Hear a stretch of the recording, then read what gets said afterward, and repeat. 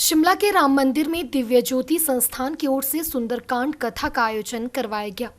कथाव्यास साध्वी सुश्री सोनिया भारती ने उपस्थित श्रद्धालुओं को सुंदरकांड में हनुमान जी द्वारा किए गए महान कार्यों के बारे में अवगत करवाया।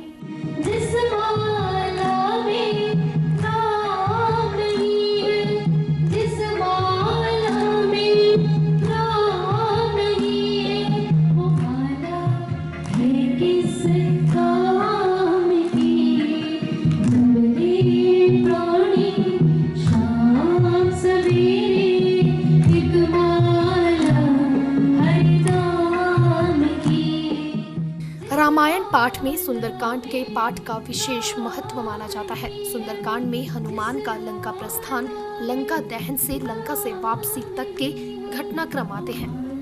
इस दौरान श्रद्धालुओं को बताया गया कि भक्त का जीवन संघर्षों से भरा होता है। जिस तरह श्री राम के भक्त महाबली हनुमान जी ने मां सीता को खोजने के समय कई मुसीबतों का सामना किया, ठीक उसी प्रकार सभी को अपनी मंजिल तक पहुंचने में कई परीक्षाएं देनी पड़ती हैं। कदापि अंकुरित नहीं होगा, या तो कोई चिड़िया उसे उठाकर ले जाएगी या धूप से वो जल जाएगा, लेकिन वो अंकुरित नहीं हो पाएगा, प्रस्फुटित नहीं हो पाएगा। इसीलिए स्वयं को मिटाना पड़ता है। संसार में यदि कोई किसी से प्रेम करता है तो क्या कहता है? I have fallen in your love, कि मैं तुम्हारे प्रेम में डूब गया हूं। क्या किसी ने सुना है कि किसी ने किसी को कहा हो I have risen in your love, कि मैं तुम्हारे प्रेम में उभर गया हूं? नहीं, क्योंकि प्रेम डूबने का नाम है। वहीं कथा के दौरान कोविड-19 को लेकर जारी सभी नियमों का बखूबी पालन किया गया।